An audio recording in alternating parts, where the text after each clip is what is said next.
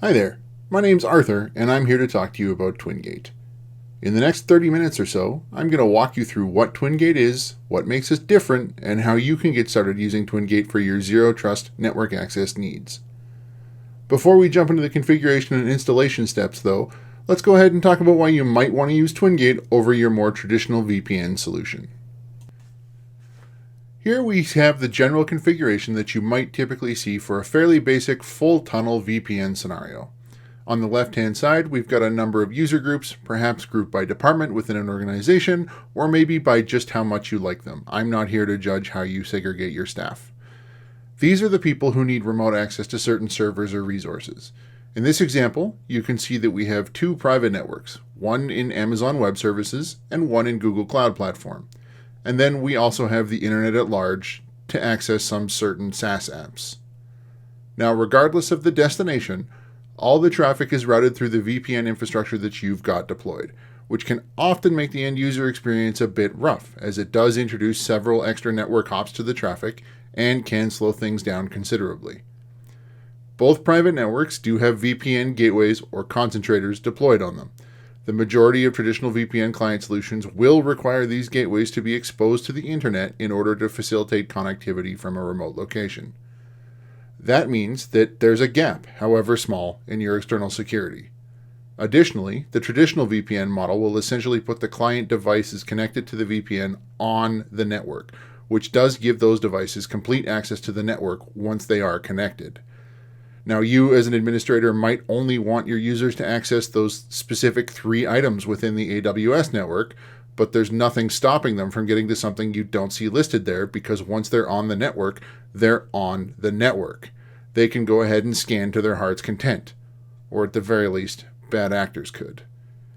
Now, you can of course employ a number of security solutions and firewall rules to prevent people just going wherever they like, but these typically require lots of time and effort to configure and maintain properly. And then, of course, you have the situations where you might need your networks to talk to each other or to some cloud-based SaaS items, like an ephemeral CI/CD build process running on Circle CI that needs access to an internal secrets database. Because of the temporary nature of situations like this, it can be very hard to make things work properly with your traditional VPN. I'm sure some, if not all of these, are headaches for you, but even if they aren't, let's take a look at Twingate and how we make those headaches go away. Here you can see the same network diagram that we had before, but now we're using Twingate instead of your traditional VPN to access the exact same resources. We still have groups of users who still need access to specific resources, and don't worry, they can still be grouped by who gave you the best Christmas present. But now, instead of being a full tunnel connectivity solution where all the traffic is flowing through the corporate network, regardless of its destination, we're now split tunneling traffic so that only data that needs to go through or to the corporate network routes over the private connection, and the rest just behaves like any other internet traffic would on each individual device.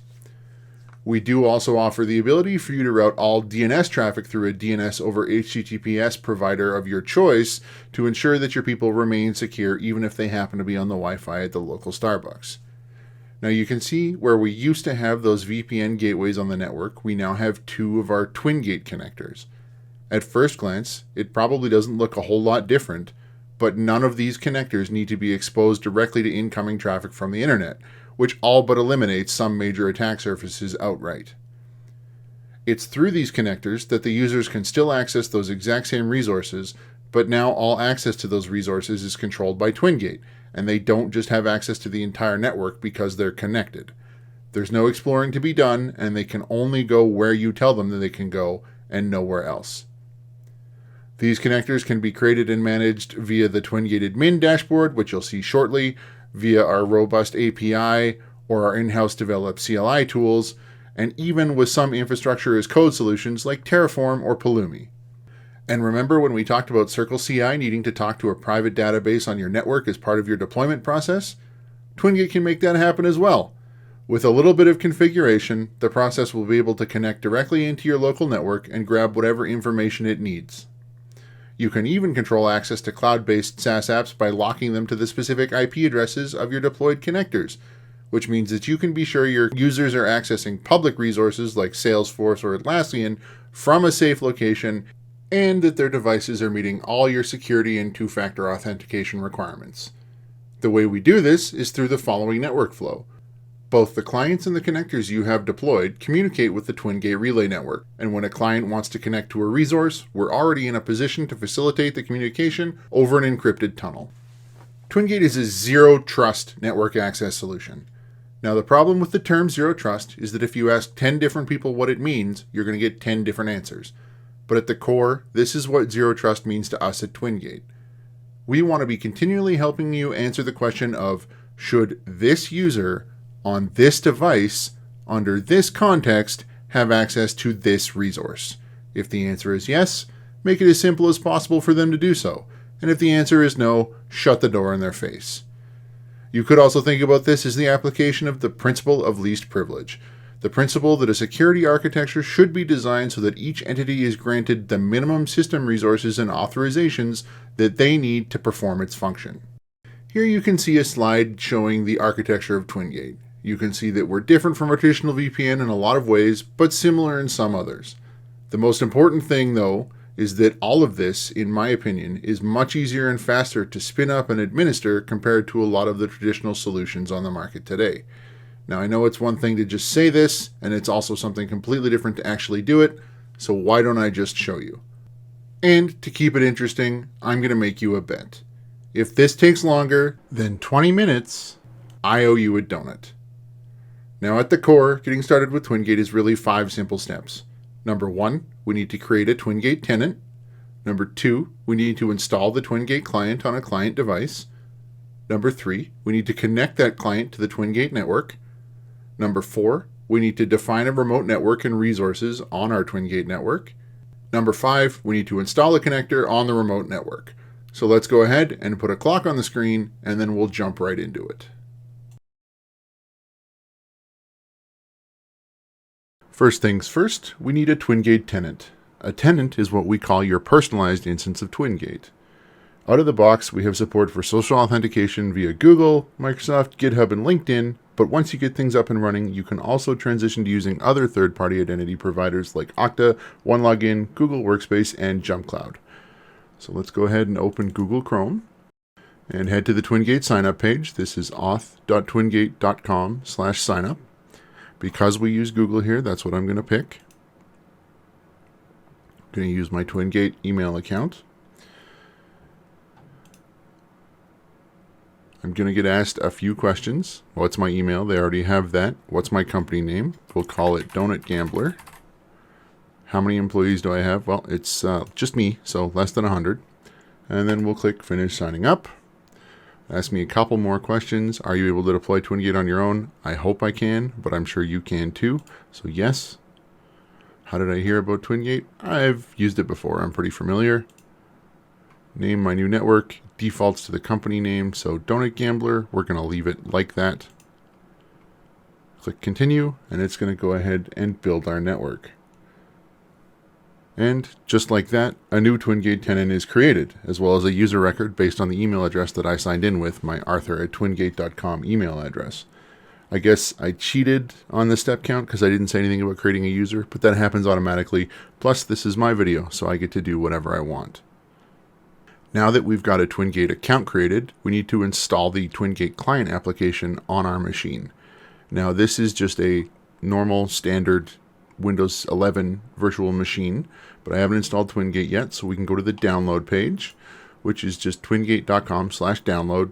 You can see it knows I'm on Windows, so it's defaulting to give me the Windows button, but you are able to download any edition of the client here. You can see we cover all the major operating systems. Now, I've already got it downloaded so that we don't have to wait for it to download. Go ahead and double-click the exe installer here. We do also offer an MSI installer if you use a third-party MDM or machine management software and need to push it out to a number of machines at once, or just like being more intense with your installers. But this is the exe installer. We'll go ahead and accept the term in the license agreement and click Install. Take just a moment here and it'll get installed like any other Windows program. I'm sure this is very exciting to watch. Not much I can do about that. I asked them to put a cat video in the installer and they wouldn't do it. So they respect some of my opinions, but not all of them. So boring installer it is. We'll keep enabling diagnostic logs enabled. That's redundant, but we'll keep it there specifically so that we can make sure we have the most detailed logs if we ever need to do any troubleshooting. Then we'll click Finish. You can see here I've got to restart my machine, so let's go ahead and do that real quick here, and I'll be right back. So you can see we're back. Our machine is rebooted, and upon first boot here, we're going to get a pop-up. Obviously Chrome comes back, but Twingate pops up to help you finish the configuration. So you can see here, we've got a fancy animation. Still not a cat video, but at least it's something to look at. We'll continue. It's asking us which network we want to connect to. Now we know we just created donutgambler.twingate.com. It's not giving me an angry red text message saying that's wrong, so I'm pretty sure I'm right. Let's go ahead and click Join Network. And again, because we signed in with Google when we created the account initially, that's what we're going to do now.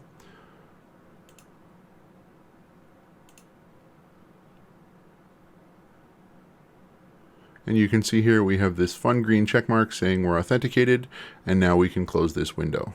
So that's it. We've now signed into Twingate, and we're done, right? We're all finished? Actually, no. I think there's a couple more things that we need to do in order to use Twingate properly.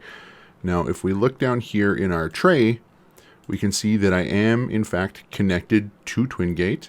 We can see I have the option to log out, but we also see that I have 0 resources defined.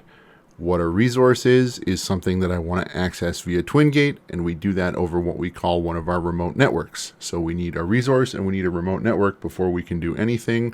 So let's go ahead and get those configured. Now at this point, you might be asking yourself, what exactly can be a resource and what exactly is a remote network? But the short answer is a remote network is any network that contains things that you want to access over Twingate. I want to thank you all for coming to my TED Talk. I'm here all week and I hope that you learned something. But in all seriousness, a remote network can be any network of any kind that you have a Twingate connector deployed on that you would not normally have connectivity to. So while you're at home, the office could be a remote network. While you're at the office, home could be a remote network. And while you're anywhere, your cloud environments, be it AWS, GCP, DigitalOcean, Hetzner, any of the other zillion providers out there, could be considered remote networks. We know we created the Donut Gambler slug, so let's go ahead and go to donutgambler.twingate.com. And it's going to bring up our default Twingate dashboard because we're already logged in. We just logged into Twingate. We have a valid Okta session. We have a valid Google Workspace session, so we're good to go. I'm going to go ahead and close this little intercom bubble, which we don't need to see. That's why I'm here, so that you don't need the intercom bubble.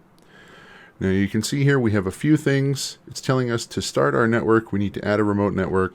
And here we've got a quick little setup guide link, but a few steps. Define my network, set up a connector, and then define some resources.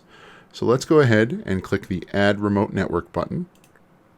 Now, it's going to default to the location of AWS.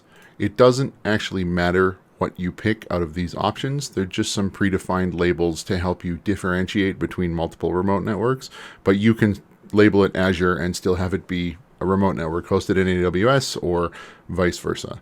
Now, in our instance, it is going to be in AWS, so we'll leave that label set that way. Now, I'm going to give it a very, very creative name. Let's call it the Demo AWS Network. Now, in case you need help with branding, I am available for consulting. Just reach out, arthur@twingate.com. But that is a brilliant name. We're going to go with that. So let's go ahead and click Add Remote Network. And we can see here, Remote Network, Demo AWS Network was created. So that's done. That's fantastic. And now, if we click on Remote Networks up here, we can see we've got Demo AWS Network. We have 0 of 2 connectors, and we have no resources. So if we click on this, we can see here we've got our connector section with some lovely predefined names. We do this automatically. It's adjective-animal. We have stripped out most of the scary ones, but if you happen to find one that's particularly naughty that we missed, please let me know because I always get a good chuckle out of them. So now that we've got the demo AWS network, you can see here we've got the ability to create a resource, but it's also saying to provide access, you need to deploy a connector. So what's a resource? What's a connector? A resource is literally anything that you would want to access over Twingate. Can be defined as a host name, can be defined as an IP. We'll go into a few more details on that here shortly. And what is a connector? A connector is a piece of software that needs to be deployed on your remote networks in order for Twingate to facilitate connectivity between your client devices and your remote networks. So essentially think of the connector as what you might traditionally call a VPN concentrator or a subnet router or a magic black box. Once it's deployed on the network, you can then use Twingate to access any of the resources that connector can reach, as long as you've got them defined in Twingate and have given people access to them. It's not just an automatic carte blanche front door into your network, but it does give you the ability to give users access to that particular information. So we're going to go ahead and click Create Resource. Now, what are we going to create for a resource? Well, I happen to know I've already got a predefined HTTP server running within my AWS instance on a private IP, on a private network that's not externally reachable. We'll go ahead and click this link here. You can see it try to load. So I know that HTTPD server is running at 172.31.27.230. And you can see here, it's not responding. The connection times out. That is a private IP and is not reachable over the internet from my machine as it is.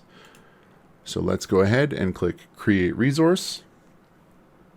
Now, because we're in the demo AWS network, it is defaulting to that particular remote network up here.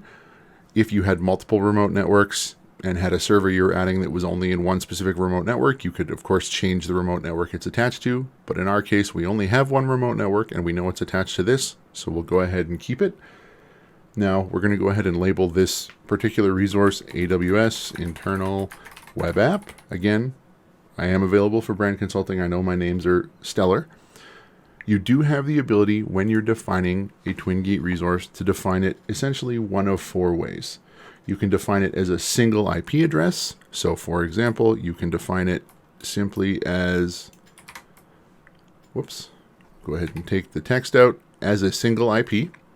Any traffic that's destined for 172.31.27.230 from a device running a Twingate client logged into your network will be routed over Twingate to the remote location. You can define a CIDR range. So for example, we could define this as 32 and encompass, again, just that single IP. But we could also do a much larger CIDR range if that makes more sense to you and your network. If you have, say, multiple servers in the same subnet that you want to make accessible over Twingate, but don't want to create 10 different entries with individual IPs, you can do a CIDR range. You can do a host name. So we could do demo.twingate.com. And essentially what that means, any traffic going to demo.twingate.com will be intercepted by the Twingate client, routed over the remote network, and the traffic will flow through the connector. So this can be any sort of fully qualified domain name, even if it's completely nonsensical, like demo.floofy.snarf. This means if somebody were to do a DNS lookup of demo.floofy.snarf while they're on the Twingate network, it would resolve to a Twingate CGNAT IP and would route as long as your connector is able to resolve that host name. So if you have a DNS entry on your local network where the connector is running for demo.floofy.snarf, then a user out in the world will be able to connect to it like they were on the network, even though they're in a Starbucks somewhere. And then the last capability you have when you're defining a resource is you can define with wildcards. So we can say something like star.privatedomain.com. This means that anything.privatedomain.com, if accessed by a machine running the Twingate client logged into your network, will route over Twingate. Doesn't matter if it's floofy.snarf.privatedomain.com or test.privatedomain.com or goaway.privatedomain.com. We're going to intercept that because this asterisk acts as a wildcard. Now you can see here, as we've been changing it, the modal has been updating based on what type of link it is. Now in my instance, I'm just going to go ahead and put this single IP back in just like this to our AWS web app because we know that exists. You can see here we do have a few other options like the alias button, the ports button, the policy button. We'll come back to those a little bit later. So for right now, let's go ahead and click Create Resource. And it's going to ask us what group or user groups we want to assign this to. Now, right now, I know I'm the only user, so I'm perfectly comfortable choosing everyone because that's me. So I can go ahead, click everyone, see the check mark, and click Grant Access. So as you can see, we've created this particular resource, the internal web app, so that means it should work, right? We've set it up on Twingate, we're good to go. Let's go ahead and try to load the page, and you'll be shocked to learn that it's not going to load. Nothing's happening.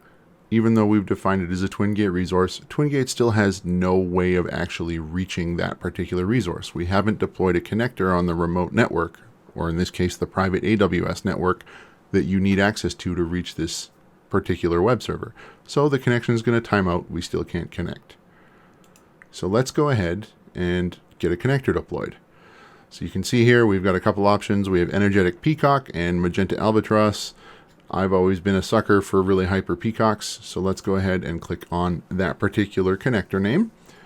You can see here we have a bunch of different deployment options. We can deploy it with Docker, we can deploy it with a Kubernetes Helm chart, we have AWS ECS instances, we have Azure Command, we have Terraform and Pulumi, we have Google Cloud, we have an Amazon AMI, you can use, not AWI. So I know that I have an Ubuntu 22.04 instance already set up and running to use for this particular demo. So we'll go ahead and connect directly to that. And now, because we're using Ubuntu 22.04, we can go ahead and click the Linux button here. All this does is change the generated command block down below here. But before we can do that, you can see step 2 is we need to generate our tokens. Now, what the tokens are the keys that the connector will use to communicate with the Twingate controller and to ensure the security of the connection between your Twingate client and your Twingate resources. So if we go ahead, we can click Generate Tokens. It is going to prompt us to authenticate again. This is just to double verify who you are prior to giving you essentially the keys to the kingdom with regards to deploying access to a network. So we'll sign in. Again, I know who I am. And now we've generated the tokens. We can once again close this intercom window. You can see here the tokens are generated. They're very long. You're never going to remember these, but I do want to caution on a couple things. Number one is this is the only time you will ever see the tokens. So if you did want to save them for whatever reason, you need to be sure you copy them now. However, we also say don't reuse connector tokens. If you reuse connector tokens, you can create some conflicts, even though they're two separate instances of a connector. If they're using the same tokens, to our system they're the same connector, can lead to a lot of up and down and back and forth, and nobody wants that in their life. So I don't need to copy these all anywhere else. I'm using them for this demo and that's it. By the time you see it, these won't matter, so don't think you've pulled one over on me.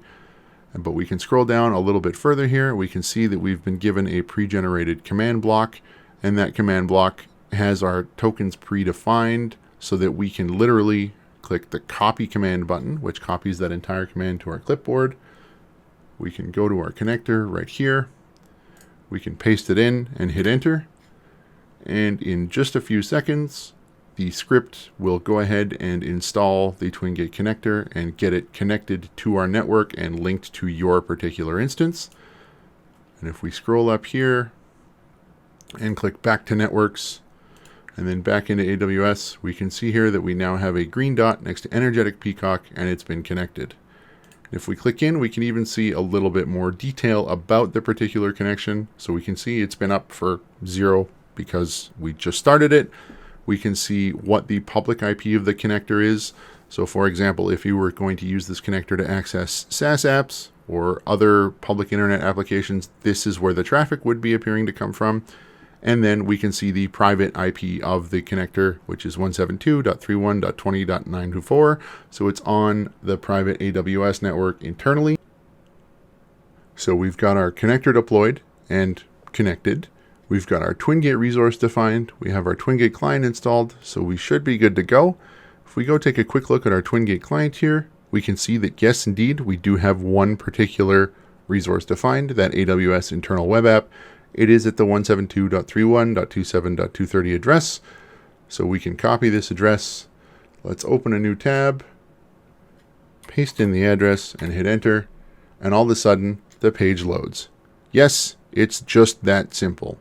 We can go ahead and stop the clock. We've managed to get access to a server hosted on a private AWS subnet that we previously had no way of reaching and no public access to in a matter of minutes. So that means I've dodged a bullet and don't owe you a donut. That was very close though. I was worried I was going to have to buy a couple million donuts. Now that you've seen how quick and easy it is to get up and running with Twingate, let's talk about a few things I skipped over, starting with users and groups. You can see here, we're back at my Twingate dashboard. Now, we're going to talk about users and groups. As you might have guessed, in the simplest terms, a user is somebody that needs to use Twingate to access remote resources, and a group is a collection of users. These can be users or groups that you define manually through your Twingate dashboard. You can see here under the team section, we have a user section. We can add a user. We can send invites via email. I do want to stress this does need to be a social login email. So it does need to be a Google, a Microsoft, a LinkedIn, or a GitHub email, not just any email. We don't give you the ability to use usernames and custom defined passwords to log in. So it does need to be one of those social IDPs. We do also give you the ability to create a bunch of different groups manually. So if you have a existing group of people that say fall under your DevOps architecture, you can create a group that's just those so that you can very easily give access to particular DevOps focused resources to that group, or HR or accounting or whatever group you see fit to build. It's totally up to you how you want to define them. And as mentioned, you can do it manually through the admin panel here, or once you've synced your IDP of choice, if you have groups predefined in that IDP, so organizational units in Google Workspace, for example, you can sync those groups over and they will come across automatically. So if you already have your staff segregated into different groups, that's not something you have to repeat on the Twingate side. We can just pull it straight over from the IDP and have that pre-populated. The only thing I do mention with regards to users and groups is that a user is always going to belong to the everyone group because that's what the everyone group is. The everyone group is a default group that contains literally everyone. So we do often caution against using everyone as a group for access to a resource unless it is truly something that you are not concerned about which Twingate user is accessing. But you do have the ability to never create another group in your life and just use everyone for everything, if it's just yourself or just a subset of trusted users. The other thing we're going to talk about right now is our security policies. Now, we could spend the entirety of a much longer video going over the ins and outs of security policies, but we're not going to do that. We just want to give you a little bit of an overview on how they work and what they're for. So let's take a quick look at the default policy that you saw we used with the AWS web app that we created and is pre-configured in your Twingate instance when you set it up. So here at Twingate, we use what we call a policy on resource model. What this means in plain English is that you choose the security policy that needs to apply to any particular resource that you want to give people access to. And that the criteria we use from the Twingate side of things to determine whether or not a user or device can access that resource is based strictly on that particular policy. So that policy is defined based on two parts, essentially. We have what we call our device security, which we'll come back to in a minute, and what our authentication requirements are. So you can see here we have a couple options under our authentication requirements. By default, we suggest you have to authenticate every 5 days. So that means once a user is logged in, we won't ask them to verify their identity again for 5 days. At 5 days and 1 minute, they're going to need to relog in. Depending on the configuration of your identity provider, they may have to log in more frequently. If your IDP is set to force a login once every 24 hours, for example, it doesn't matter that we say every 5 days. They're going to have to authenticate every 24 hours. There's nothing we can do about that. And then as well, you have the ability to configure multi-factor authentication. This is through Twingate. This will be independent of any MFA that you have configured in your IDP or any other location in your security stack. This is something that you can use as a second or third or fourth layer of identity confirmation. We do, of course, support any of the one-time password type authenticators, the time-based ones, so Google Authenticator, Authy, so on and so forth. We do also give you the ability to use something like a YubiKey or a Titan, a physical security device, to enforce MFA, or you can simply not turn it on or only turn it on for more specific, more sensitive resources. It's entirely up to you, depending on the security posture of your company. If we come over here to the device security section, we'll go ahead and click Manage. So you can see here we have a couple options. We can say any devices that meet device security requirements, which we'll go over in a second. Only trusted devices. So these are devices that you have either gone in manually and said, I know this is Arthur's laptop, for example, I trust it, and you've given it the trusted flag. Or if you use a third-party device management software like CrowdStrike or SentinelOne or Intune, and you're using that to determine device trust. If CrowdStrike says this laptop is trusted, then it's allowed to access the resource. We have no trusted profiles because this is a brand new instance, but you could configure one, or you can go custom. So you can say, look, I don't want anybody accessing this from mobile phones. So Android and iOS are out. I know we don't have any Linux users in the company, so Linux is out. So they do need to be running either Mac OS or Windows in order to access this particular resource. So let's go ahead and click Confirm Changes. And now you're going to see we have a couple of options here, one for Mac OS, one for Windows. So let's go into the Mac OS section. So we can see here we've got the ability to create that trusted profile, to ensure that it has to be a trusted device that we have given the thumbs up to access the resource either manually or through a third-party provider. And we do also have the ability to enforce some particular device posture requirements based on the settings on the machine in question that the client is running on. These device posture checks are native within Twingate. So, for example, you can make sure that screen lock is enabled. You can make sure that biometric configuration is configured on the device. So on Mac OS, this means either Face ID confirmation or fingerprint scanner identification. You can prevent access based on the hard drive being encrypted at rest being on or off, whether or not they have a firewall configured, and whether or not their screensaver is enabled. You can see here, we do only offer the hard drive encryption device posture check on Mac OS if they're running the standalone Mac client. This is due to some restrictions in the App Store version where we're not allowed to enforce based on that. So in this instance, let's say the only particular Mac machines I want allowed to access this resource are ones that have their screensaver enabled. We'll confirm the changes.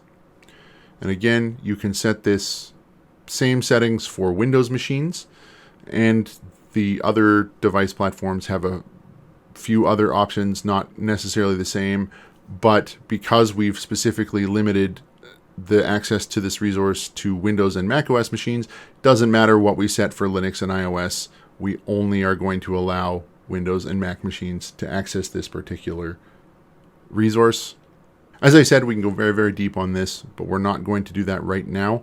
This is just a quick overview. We can see here we have the ability to configure forced authentication. We default to the 5 days. You can go as far out, I believe, as 90 days and as short as 1 hour. So you can force a user to re-authenticate every hour if you want. Security is good. Having your users revolt because they have to constantly log in, less good, so I leave it up to you. And then under the MFA selection, you can choose to require the MFA. This means if they try to access it, they will be prompted for MFA. We'll leave that off. So that's the Cliff's Notes on policies. the layers of the security requirements within the policy can really help you work towards that zero trust networking aspect. You can get as granular or as generic as you want with your definition of your security policies. And because the policies are defined on the resource itself, you can have one resource be extremely limited in the access that's available based on a number of security policy requirements, or you can have something like a company birthday calendar, which doesn't need that much security, subject only to making sure it's a Windows device that's accessing it. If it's any other device, they don't get to access it. And it really does come down to how you want to embrace approaching zero trust. As we like to say, it is zero trust networking, not a little bit of trust networking. So you want to get that as secure as you are comfortable doing. Now that we've gone through pretty much all the basic knowledge you're going to need to get going with Twingate, let's go ahead and add a second remote network and resource so that we can access something hosted in the Google Cloud platform instead of AWS. Just like before, it's really the same 5 steps, except we don't need to do steps 1, 2, or 3, so we can jump straight to step 4 and create a new remote network with another catchy name like GCP. So we'll change this to Google Cloud. Again, doesn't matter, but why not? We'll give it a name. We'll add the remote network. So now that we've got the remote network added, we can create a resource for my SMB share that I know I have set up in GCP. So we'll do that. And I know the address is 10.138.0.9.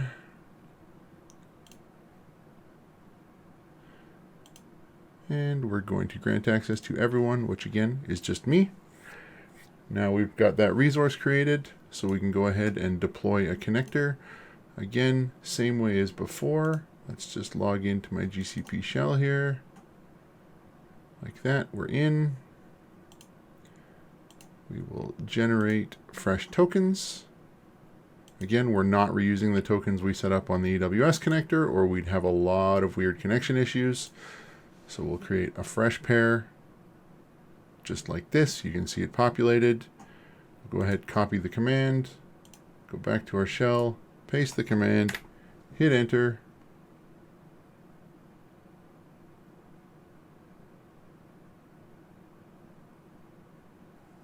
The connector installs. Like that, we know the connector is installed. We can go back to our networks, back into GCP. So we can see here, we've got our connector showing us online, Cape Rottweiler. We've got our share resource defined. We just need to connect to Twingate. So we'll log into the Donut Gambler account. We'll of course be asked to authenticate, just like before. Of course, we're using my Google account. So now we're authenticated, we're signed in. We can take a look and see. We see the SMB share resource at 10.138.0.9. So if we just click on our start menu, 10.138.0.9, and just like that, we now have access to the share. Now I can go back over to my shell here and go into the folder that I know I created and just touch